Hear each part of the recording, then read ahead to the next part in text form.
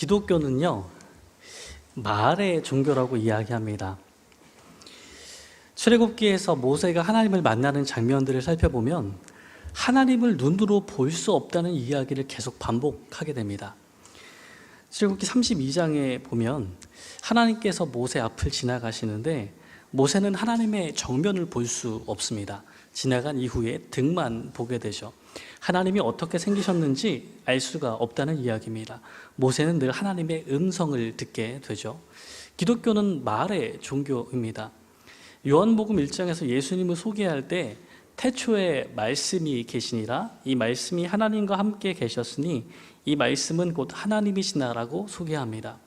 그 말씀이 예수님이라고 말씀을 전하는 거죠.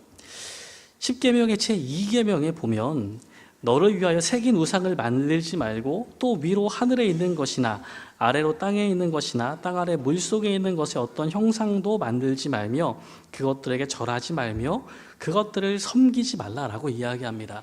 그러니까 눈으로 볼 수 있는 형상으로 만드는 것도 금지가 되어 있는 겁니다. 하나님을 나타내는 형상을 만드는 것이 금지되어 있는 거예요. 그럼 정말 아무것도 안 만들었을까요? 하나님을 볼 수는 없으니까 구체적으로 그려낼 방법은 없습니다. 그렇지만 하나님을 상징할 만한 무언가를 만들어내는 일을 전혀 안 했을까요? 어떻게 생각하시나요? 아이콘 화상 논쟁이란 논쟁이 있었습니다. 하나님을 믿었던 사람들은 특히 이제 예수님 이후에 그림이나 무언가를 만들어서 예수님을 기렸던 것 같지는 않아요. 그런데 시간이 흐를수록 그런 것들이 필요해지기 시작합니다. 아마 이 화상과 성상이 가장 먼저 발견되는 것은 카타콤 시대였던 것 같아요. 벽에 그려진 그림들이 존재한다는 거죠. 그러면서 이게 점점점 많이 사용되기 시작해서 6세기 말까지 점진적으로 교회 안으로 들어오기 시작합니다. 처음에는 순수한 의도로 시작이 됐는데 교회가 박해의 시기를 지나면서 순교자들이 많이 생기고 성인들이 많이 생기기 시작했거든요. 그러면서 성인 숭배 사상이 중간에 또 끼어 들어오기 시작합니다. 교회가 동방과 서방으로 나뉜 건 아시죠? 동방교회와 서방교회가 나눠졌습니다. 동방은 콘스탄티노플을 이제 주 도시로 삼고 이제 서쪽은 로마를 삼고 있는데 초기죠. 아주 초기에는 우리는 그 한참 이후의 이야기를 알잖아요. 동방교회가 이슬람 세력에서 침입을 해서 금방 무너졌기 때문에 사실 서방교회의 로마 가톨릭의 영향이 길게 왔지만 처음 이 두 교회가 분리될 때쯤에 풍성한 그 전통을 가지고 있던 쪽은 서방이 아니고 동쪽이었어요. 동방교회에서는 특히 그리스의 유산들을 많이 받아서 예수를 사랑하는 여러 가지 그 풍요로운 문화적인 전통들을 다 동방교회가 얻어갑니다. 동방교회는요 주로 이 그림들을 몰입합니다. 그리고 그 사람들 보기에 이 서방은요 약간 오랑캐예요. 야만인들이에요. 이 사람들은 그림을 볼 수 있는 눈이 없습니다. 뭐에 집착하냐면 똑같이 믿음을 가졌는데 성유물 같은 거에 집착하는 거죠. 차이가 좀 느껴지시죠? 여기는 고상한 회화 작품을 보고 있다면 여기는 도마의 손가락이래 이런 거 하면서 이제 롱기누스의 창이 있다던데 이런 거 찾는 게 이쪽 서쪽의 취향인 거죠. 두 개의 취향이 갈리는 거예요. 근데 특별히 화상을 적극적으로 사용했던 동쪽 교회에서 문제가 터집니다. 그러니까 성상 파괴 운동이 일어나기 시작하는 거예요. 이게 726년에서 787년까지가 1차, 814년에서 842년까지가 2차의 성상 파괴 운동이 벌어집니다. 거의 한 세기 동안 이런 일들이 일어나고 비잔틴 제국의 몰락의 시초가 됩니다. 이 화상과 성상을 숭배하는 사람들의 입장에 먼저 서면요, 이 사람 주로 예수님과 성모 마리아, 성인들의 화상을 사용하고 숭배하는 것을 지지했습니다. 앞에서 말했던 이 계명을 어기는 거다, 하나님을 구체화해서 눈으로 보게 하는 것을 어기는 것이라는 비판을 마주했을 때 이 사람들이 주로 이렇게 반박했다고 해요.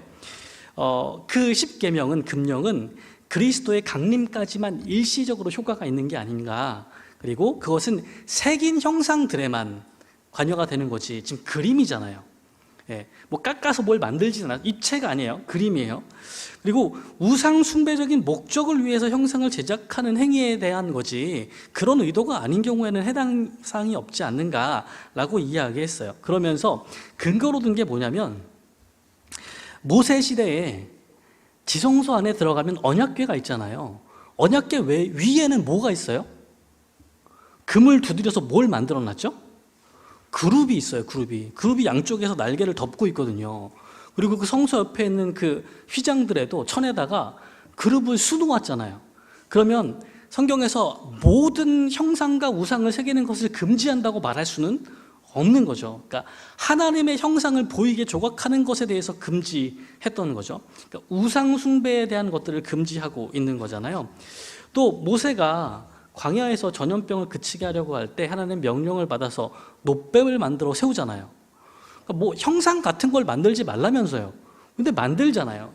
그것이 표적으로 쓰일 수는 있지만 우상 숭배로 쓰이면 안 된다는 말씀을 하시는 것이 아닐까라고 이 사람들은 이야기하는 겁니다. 이 화상을 숭배하는 사람들은 감정적으로도 풍부했나 봐요. 이 사람들이 만들어낸 시와 노래와 이런 것들이 엄청납니다. 반면에 이 성상 파기론자들은 남은 게 시 한 점도 없어요. 차이가 좀 많이 나겠죠. 이러한 입장을 담고 있는 동쪽 교회의 전통이라고 말씀드렸죠. 러시아 정교회 대요리문답에 보면 이 이계명을 해설하면서 이렇게 전하고 있어요. 정교회 요리문답은 볼 일이 없으니까 한번 띄워보겠습니다. 첫 번째 질문이 이런 거예요. 화상이란 무엇입니까?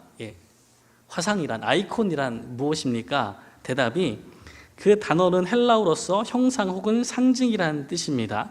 정교회에서 이 이름은 성육신하신 하나님, 우리 주 예수 그리스도의 원죄 없이 잉태되신 그의 어머니, 그리고 그의 성인들의 거룩한 상징들을 가리킵니다. 두 번째 질문입니다. 거룩한 화상들을 사용하는 것이 제2계명에 부합합니까? 그것들을 신들로 삼는다면 과연 제2계명에 부합하지 않을 것입니다. 그러나 화상들을 거룩한 상징들로 공경하고 그것들을 하나님이 하신 일과 그의 성인들을 믿음으로 기억하는 데 사용하는 것은 추호도구 계명에 어긋나지 않습니다. 그렇게 사용하는 화상들은 문자 대신에 사람들과 사문들의 형태로 기록한 책들이기 때문입니다. 세 번째 질문입니다. 화상들을 공경할 때 어떤 마음 자세를 가져야 합니까? 눈으로 그것들을 볼 때 그것들이 상징하는 하나님과 성인들을 바라봐야 합니다. 라고 이야기했어요. 그 겉으로 드러나 있는 것이 아니라 그 뒤에 있는 하나님을 보게 만드는 거죠. 아시다시피 중세는요, 4세기에 히에로니무스가 성경을 라틴어로 번역한 이후에 성경 번역이 금지되어 있었거든요. 예배 때에는 라틴어 성경만을 썼습니다. 그래서 일반 보통 사람들은 성경을 읽을 수가 없었어요. 그래서 이렇게 이야기합니다. 화상에 대한 그 가치를 이런 문장으로 이야기를 해요. 화상들은 그림으로 엮은 성경으로서 말로써 귀에 전달하는 것보다 훨씬 더 큰 웅변으로 눈에 대고 말한다라고 이야기합니다. 여러분 동의하세요? 성화를 보실 때 귀로 들려주진 않지만 눈에 막 전달하는 그 느낌을 받으시나요? 우상숭배인가요? 반대 입장도 들어보죠. 성상 파괴론자, 화상 파괴 이론이 있습니다. 특히 이게 그 동쪽의 사라센 왕국이 침공해서 그리스 이제 본토에 있던 동방 제국들을 괴롭혀요. 그 제국에서 레오 3세와 그 아들 콘스탄티누스가 이 화상 파괴 쪽을 지지하게 되고 군대에서 호응을 얻게 됩니다. 그 배경이 사실 이슬람의 침입 때문에 이 일들이 더 가속화되는데, 이슬람이 뭐라고 비판을 하냐면, 아시다시피 이슬람도 모세오경을 공유하잖아요. 이슬람교가 유대교와 마찬가지로 그리스도인들도 우상 숭배 죄를 짓고 있다고 비판을 한 거예요. 그러니까 이 비판을 받은 입장에서 뭔가 고민을 많이 하게 되는 거예요. 동쪽 교회가.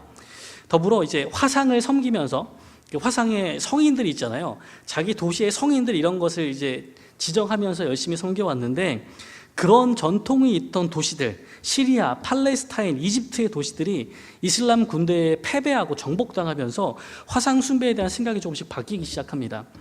754년 콘스탄티노플에서 열린 교회 회의에서 화상 숭배에 대해서 이런 결론을 내요. 이교의 우상 숭배로 전락한 행위이자 영과 진리로서 오직 하나님께만 받으셔야 할 예배의 자리에 마귀가 슬그머니 끼워 넣은 것이다 라고 결론을 내리게 됩니다. 화상 숭배가 금지되는 거예요. 이렇게 금지하면서 하나를 남겨놓는데 십자가 상징은 그대로 남겨놔요. 왜 남겼는지 모르지만 애매하게 요거 하나 남겨놓습니다. 후에 절충안이 등장하죠. 표상과 실체에 대해서 정당한 사용과 남용에 대해서 구분하는 길들을 선택하려고 해요. 그래서 앞에서 말한 눈으로 보고 기억하게 함으로써 신앙에 도움을 준다는 그 근거를 받아들입니다. 사실은 그러면 이제 화상 숭배 입장에 서는 거죠. 대신에 그것이 남용되는 것을 막는 입장을 가지고 갑니다. 교황 그레고리우스 1세는 다음과 같이 말하게 되는데요. 그 말을 인용하면요. 우리는 그림에 신성이 있다고 생각하여 그 앞에서 무릎을 꿇는 것이 아니라 그림이 탄생이나 순환이나 위엄의 보좌에 앉으신 이를 기억하게 해주는 그리스도를 경배하는 것이다 라고 이야기합니다. 그 미신된 사용법에 대해서는 경계하는 거죠. 이 결과로 7차 에큐메니컬 공의회 787년 니케아에서 열린 공의회에서 화상 숭배 입장을 확인하게 됩니다. 그러면서 좀 자세하게 내용을 규정해요. 화상들에 대해서 함부로 숭배하지 못하도록 제한을 걸게 됩니다. 동방교에서는요, 화상의 대상은 십자가 성호, 그리스도와 성모 마리아, 천사들, 성인들까지 딱 규정을 합니다. 그리는 방식도 평면으로 채색화를 그릴 수 있어요. 입체적으로 그리면 안 됩니다. 동방교의 그림들은 평면적으로 그려져 있어요. 모자이크로 구성하는 방식들, 이런 것들을 규정해서 이 방식으로만 하게 만들어 놓습니다. 그래서 우리가 좀 낯설게 보겠죠. 왜냐하면 우리는 서방 교회 것들, 또 이런 아이콘과 성상들을 보게 되는데 상당히 구체적으로 입체적으로 그려져 있거든요. 조각들이 존재하고, 동방교회는 조각이 허용이 되지가 않습니다. 이런 식으로 허용을 하는 거예요. 결국 842년에 다시 교회들의 화상이 반입이 되는 일들이 일어나고요. 지금 동방교회에서는 이 날들을 축일로 삼았어요. 그러니까 모든 이단들에게 거둔 승리를 기념하는 날로 정통주의 신앙인 주일로 삼습니다. 이후의 논쟁도 생각해 봐야겠죠. 서방교회는요, 이 문제에 대해서 가끔씩 남용되는 것에 대해서 조금 비판할 뿐 화상 숭배 입장에 확고하게 섰습니다. 그리고 이탈리아에서 특히 이러한 입장들 때문에 순수 미술이 발달하기 시작했어요. 우리는 이러한 전통을 계속 받아왔거든요. 그러다가 종교개혁이 일어난 거예요. 우리 장로교잖아요. 장로교는 특히 우리는 깔벤과 찌빙글리의 영향을 많이 받고 있는 장로교 입장에 서 있는데, 이 두 사람은 이 화상 논쟁에 대해서 어떤 입장을 가졌을까요? 여러분 어떻게 알고 계세요? 여러분 그 그림과 조각이나 여러 가지 것들을 사용하시는 것에 대해서 반감이 있으세요? 종교개혁자들 의견이 나뉘는데요. 칼슈타트, 찌빙글리, 깔뱅, 녹스 이런 사람들은요, 화상 파괴 입장에 섭니다. 그러니까 점진적으로 교회당에서 화상들을 제거해요. 뭐라고 얘기하냐면, 그림이 아름답잖아요. 교묘하고 세련된 방식의 우상 숭배로서 영적 예배를 방해한다고 생각했습니다. 반면에 루터가 좀 다른 입장에 서는데, 루터는 지나간 시대의 명작들을 그대로 남겨놓고요, 더 좋은 게 있으면 더 좋은 거로 바꿨어요. 루터는 열려있는 입장이죠. 대신에 이런 앞에서 했던 미신적인 입장에서는 벗어난 입장을 취합니다. 그럼 우리는 어디 가까운 거예요? 네. 현대에 들어서는 어떨까요? 현대의 교회들은 옛날에는 미술품을 아무나 가질 수 없었거든요. 네. 가서 봐야 되는 거예요. 근데 지금 우리는 미술품이 복제가 되잖아요. 네. 1000피스짜리도 만들 수 있잖아요. 네. 미술관 가면 항상 도록들을 팝니다. 그 집에 여러 가지 그림들을 걸어 놓을 수가 있어요. 그래서 예수님 믿는 가정에 가면 자주 볼 수 있는 그림들이 있거든요. 예전에 많았죠. 그 이상한 예수님 얼굴 그림자 같은 그림 있죠. 어릴 때 잘 안 보이는 거, 막 벽에 막 걸려 있었거든요. 예수님께서 뭐 이렇게 양 안고 있는 그림들도 많고, 그러니까 신자들의 집에 가면 쉽게 볼 수 있는 그림들이 있었어요. 그런 거를 이제는 많이 사용할 수가 있어요. 또 우리가 어린 아이들 성경, 처음 성경 드리는 거 읽어줄 때 보면 아이들 성경에는 성경이 빽빽하게 기록되어 있지 않고요, 그 사건들이 이야기로 풀어져 있는데 그 이야기에 꼭 뭐가 같이 있어요? 그림이 갇혀 있죠. 그럼 우리는 사실은 적극적으로 화상을 사용하는 입장에 서 있는 겁니다. 시대가 바뀌어서 이제는요, 그 아이들을 가르칠 때 항상 앞에 그 PPT로 움직이는 그림들이나 동영상도 있어야 돼요. 예.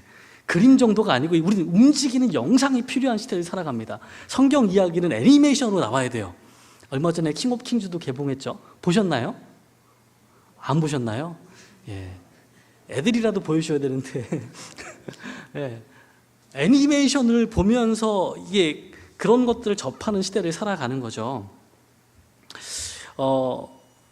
이스라엘이 처한 상황이 오늘 모세가 자기의 말년에 맨 마지막에 느보산에 올라서 이스라엘에게 이야기를 해주는데 문제가 뭐냐면요, 하나님께서 항상 모세의 중재를 통해서 이스라엘 백성에게 말씀하셨거든요. 그래서 하나님께서 언약을 한 번 깨고 두 번째 돌판에 깨끗하게 써서 주셨는데 이것을 언약궤에 넣었어요. 근데 언약궤가 지성소 안에 있다 보니까 제사장 중에서도 대제사장만 들어갈 수 있거든요. 지성소에 1년에 한 번 속죄일에. 속죄일에 이스라엘을 속죄하기 위해서 들어간 그 대제사장이 그거 잘했는지 열어보고 확인하겠어요? 그럴 수 없잖아요. 그럼 사실 하나님께서 이스라엘과 맺으신 그 언약을 누가 볼 수 있어요? 그거 받아 적은 모세 빼고는 사실 거의 본 사람이 없는 거예요. 모세는 봤으니까 알죠. 확신할 수 있죠. 그런데 자기가 죽으면 그거를 볼 사람이 있어요, 없어요? 앞으로 볼 사람이 있어요, 없어요? 없잖아요. 그래서 모세는요, 다른 명령들을 준비하는 거예요. 또 막 얘기를 하고 율법을 가르치는 일도 자기가 했는데 이제 그거 누가 해야 돼요? 아론과 제사장들이 해야 되지 않을까요? 그 다음에 세워져 있는 여호수아는 모세처럼 하나님을 직접 만나는 사람이 못 되는 거예요. 불안합니다. 거기까지 내가 같이 가면 좋겠는데 내가 못 건너가요. 그러니까 오늘 모세는요, 1절 말씀에 보면 내가 그 땅에 건너가지 못하니까 이스라엘 장로들과 함께 모세와 이스라엘 장로들의 백성에게 명령하여, 이렇게 시작됩니다. 그전엔 자기와 아론들이 했다면 이제는 아니요, 장로들까지도 책임을 잡고 전가하는 거예요. 자기가 없으니까 불안해지기 시작하는 겁니다. 근데 이것으로 충분할까요? 장로들에게 좀 일을 맡겨서 책임을 지워주면 덜 불안했을까요? 아니요, 불안했어요. 불안해서 이스라엘 백성들이 해야 될 일들을 명확하게 기록해주고 있습니다. 오늘 2절에 보면 그 이야기가 시작이 됩니다. 요단을 건너 내 하나님 여호와께서 내게 주시는 땅에 들어가는 날에 큰 돌들을 세우고 석회를 바라라고 이야기합니다. 먼저 이스라엘 땅에 들어가는데 요단을 건너서 하나님 여호와께서 내게 주시는 그 땅에 들어가는데, 사실 이 큰 석회를 바른 돌을 에발산에 세워야 되거든요. 다음 지도를 보여주시면 약간 시차가 있어요. 지도 보시면 이스라엘이 요단을 건너서 처음 쌓은 도시는 어디죠? 여리고거든요. 지도의 가운데 아래쪽에, 맨 아래쪽에 있습니다. 여리고는 저기서 도하하고 여리고를 쳐들어가는 거예요. 그 다음 정복하는 성읍은 여리고 조금 옆에 있던 작은 성읍 아이를 정복하는 거예요. 그 다음에 저기 위쪽 지도의 중간쯤에 산 두 개 옆에 있는 세겜 보이시죠? 거기까지 올라가서 거기 옆에 있는 에발산에서 이 일들을 하고 있는 겁니다. 강을 건너자마자는 아닐 거예요. 현실적으로 여호수아에 나오는 내용을 보면 한참 지나갑니다. 그리고 그 다음 그림 보여주시면 등고선인데요. 다음 그림 보여주시면 세겜성이 두 산 사이에 딱 끼어 있어요. 저기 아래에 있는 평지에 있는 성읍이 세겜이고요. 저 왼쪽에 그리심산 보이시죠? 855m. 오른쪽에 에발산 923m입니다. 두 산 사이에 딱 껴 있어요, 세겜이. 그래서 나중에 뒤에 보면 6지파는 그리심산에, 6지파는 에발산에 서고 아마 언약궤와 레위인들은 가운데 있었던 것 같아요. 레위인들이 소리를 치면 양쪽에서 화답하는 방식으로 언약 갱신이 이루어지기 시작합니다. 모세가 불안했어요. 이스라엘 백성들이 하나님의 명령을 지킬지 안 지킬지가 너무 불안한 거예요. 그래서 오늘 본문의 말씀에 여러 가지 오감을 다 사용해서 하나님의 말씀을 거기에다 새겨 놓고 싶은 거예요. 마음에 새기고 눈에 새기고 귀에 새기고 싶은 거예요. 첫 번째 이야기가 아까 봤던 큰 돌들을 세우고 석회를 바르는 거예요. 거기다가 율법의 말씀을 분명하고 정확하게 기록하는 거죠. 산 위에다가 세워놓고 그전에는 언약궤 안에 들어가서 아무도 볼 수 없었던 율법을 거기다 새겨 놓는 겁니다. 지나가는 누구나 볼 수 있어야 돼요. 율법을 모두가 볼 수 있게 세웁니다. 당시에 글을 쓰는 방법은요, 이집트는 파피루스에다 잉크로 글을 썼고요, 메소포타미아에서는 진흙판에다가 이렇게 찍어서 철필로 글을 썼어요. 또 돌에 새기는 것은 여러 군데서 다 사용을 했고요, 가끔 이제 밀랍을 칠한 나무판을 긁어서 글을 쓰기도 했습니다. 근데 그 중에서 돌에 글씨를 새기는 것은 가장 오랜 동안 시간이 드는 일이에요. 가장 힘이 많이 들어요. 근데 오늘 모세가 돌들을 세우고 기록하라고 하잖아요. 율법을 돌에 새겨서 세워놓는 건요, 아주 오래된 전통이 있습니다. 가장 오래된 법전인 함무라비 법전이 이렇게 기록이 되어 있거든요. 주전 18세기 정도에 세워졌는데, 첫 번째 그림을 보여주시면 석비예요. 2.25m 정도 되는 현무암 석비이고요. 두 번째 그림에 조금 확대되어 있는데, 자, 꼭대기에 있는 저기 함무라비 왕이 이제 그런 법을 전하는 모습과 함께 오른쪽에 쐐기 문자 형태가 그려져 있습니다. 이거를 팔려면, 이스라엘 백성이 율법을 다 저걸 새기려면 너무 많은 시간이 걸려요. 그래서 모세는요, 힌트를 준 거예요. 돌을 골라서, 아마도 저런 검은 돌을 골랐겠죠. 거기다가 석회를 발라요. 석회를 바르고 글씨를 쓰면 파여있는 부분은 검은색 돌이 보이고 바깥에는 하얗게 돼서 글씨가 보이기 시작하는 거죠. 아주 손쉽게 글을 새겨 넣을 수 있도록 모세가 이야기한 거예요. 이거는 시각적인 자극이에요. 하나님의 율법을 그전까지는 모세 외에 본 사람이 없으나 이제는 모든 백성이 볼 수 있도록, 모세는 이제 없거든요. 모든 백성이 볼 수 있도록 눈앞에 세워놓는 거예요. 그 다음은요, 이제 촉각과 후각을 이용하는 장면이 등장합니다. 단을 만들어야 돼요. 하나님 앞에 에발산에 단을 쌓아야 됩니다. 다듬지 않은 돌을 가지고 단을 쌓아야 되는데, 이스라엘 백성들이 단 들고 와야죠. 돌을 들고 와서 거기다 쌓아야 돼요. 돌과 돌 사이를 진흙으로 메워가면서 단을 쌓아야 됩니다. 그리고 그 단 위에다가 뭘 드려야 하냐면 번제와 화목제를 드려야 돼요. 제물을 잡으려면 짐승을 잡아서 피를 빼야죠. 그리고 각을 떠내야 됩니다. 화목제를 드리려면 거기서 기름만 잘 떼서 분리해야 내야 돼요. 그것들을 자기 손으로 직접 하는 동안에 당연히 손으로 만지게 되잖아요. 피냄새가 자욱하게 흘러가겠죠. 번제를 태워드리는 동안, 또 향기로운 기름을 화목제로 태워드리는 동안에 그 냄새를 모두 다 경험하게 됩니다. 촉각과 또 후각으로 하나님을 섬기는 것에 대해서 분명한 기억을 남기고 있는 거예요. 7절에 보면 화목제를 드린 이후에 거기서 먹고 내 하나님 여호와 앞에서 즐거워하라라고 이야기합니다. 그럼 미각에 대한 이야기죠. 축제를 열어야 돼요. 화목제물은 기름만 떼서 드리고 나머지 고기를 나눠 먹게 돼 있거든요. 남기지 않고 나눠 먹어야 됩니다. 함께 이스라엘 백성들이 그 의식에 참여한 모든 사람들이 축제처럼 나눠 먹고 하나님께서 말씀하시는 것처럼 즐거워하는 거예요. 축제를 벌이라고 이야기를 하고 있는 겁니다. 그리고 오늘 본문 뒤에 있는 청각적인 도전이 또 있습니다. 언약갱신, 양쪽에 6지파씩 두 산에 올려 보낸 다음에 레위인이 아래서 하나님께서 주신 말씀을 큰 소리로 외쳐요. 그럼 양쪽에 있던 지파들이 아멘으로 화답하면서 복이든 저주든 그대로 우리에게 임할 것을 언약하게 되는 겁니다. 이 모든 모세의 명령은 시각, 청각, 후각, 촉각, 미각, 우리가 가지고 있는 오감 전체를 동원하는 방식으로 이루어지고 있어요. 모세는 출애굽 1세대가 실패하는 것을 경험했거든요.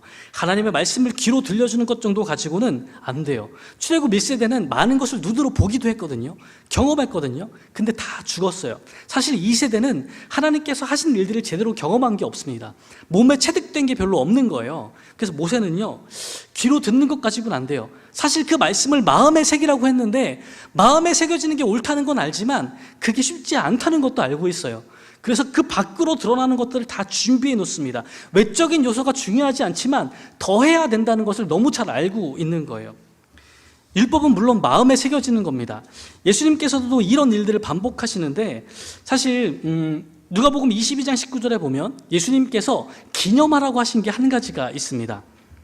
또 떡을 가져 감사 기도를 하시고 떼어 그들에게 주시며 이르시되 이것은 너희를 위하여 주는 내 몸이라 너희가 이를 행하여 나를 기념하라 라고 말씀하시거든요. 우리는 사실 더 유리한 상황에 있어요. 예수님께서 승천하시면서 성령님을 보내주시거든요. 요한복음 14장 26절에 보면 성령님께서 하시는 일은 우리에게 모든 것을 가르치시고 예수께서 우리에게 말씀하신 모든 것을 생각나게 하신대요. 그러니까 외적인 요소가 더 중요해지지가 않는 거죠. 근데 그럼에도 불구하고 예수님은 성만찬을 제정하셔서 우리에게 기념해서 행하라고 말씀하시거든요. 눈으로 보고 손으로 만져서 떼고 먹는 이 과정을 계속해서 반복하라고 말씀하십니다. 마음으로 하면 되는 거 아니에요? 마음에 새기면 되는 거 아니에요? 알지만, 그게 맞지만 그렇게만 하기엔 우리가 부족하기 때문인 거예요. 모세는 하나님의 말씀을 분명하고 정확하게 기록하고 그것을 지키기 위해서 그 모든 방식을 다 사용해서, 모든 감각을 다 사용해서 이스라엘 자손의 몸과 마음에 새겨놓고자 시도합니다. 여러분, 우리 예배는 어떨까요? 종교개혁 이후에 현대 개신교 교회 예배는요, 사실 설교에 엄청난 비중이 와 있습니다. 그런데 설교는요, 말로 하는 거잖아요. 여러분에게 청각적으로만 전달하는 거고요. 사실 일방적인 전달 방식이에요. 설교가 가진 한계가 있습니다. 모세가 우리에게 보여준 것을 따라가자면 이러한 방식 가지고는 부족한 거예요. 시각적인 도전도 필요하고요. 또 만지는 촉각적인 도전도 필요하고요. 우리에게는 또 되게 중요한 게 있어요. 먹어야 돼요. 2부 예배에 나오신 분들은 되게 식사를 하고 가시는데, 하나님께서 자기 백성들을 모아놓고 같이 먹고 즐거워하라고 명령하세요. 이게 하나님을 경험하는 방식이에요. 하나님을 따라가는 사람들과 함께 먹고 즐거워하는 것은 아주 중요한 하나님을 기억하는 방식입니다. 교회가 이런 것들을 잃어가고 있는 거죠. 함께 식사하는 것을 잃어버리고, 함께 노래하는 것을 잊어버리고, 함께 무언가를 만들어가는 것을 잊어버리면 하나님을 기억하는 것이 더 어려워진다는 것들을 이야기하고 있는 겁니다. 우리는요, 노래와 사진과 그림과 영상과 몸으로 참여하는 극이든지 가능한 모든 수단을 사용해서 우리 심령과 마음속에 하나님의 명령을 새겨야 되는 사람들입니다. 이스라엘도 그랬고요, 우리도 그렇습니다.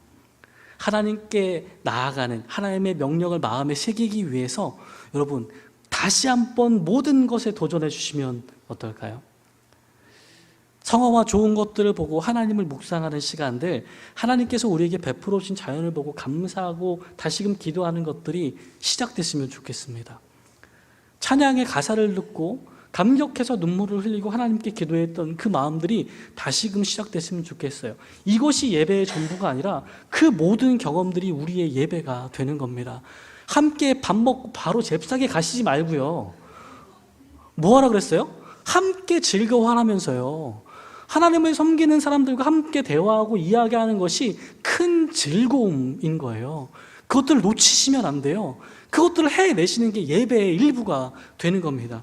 그러면서 하나님의 명령들을, 말씀들을 마음에 새겨내는 거죠. 하나님께서 하나님의 명령을 새기는 여러 가지 방식으로 우리를 초대하고 있습니다. 난 그거 좀 안 어울려. 난 노래 잘 못하는데. 나는 좀 그 예술품을 잘 못 알아보겠는데. 자꾸 거절하지 마시고요.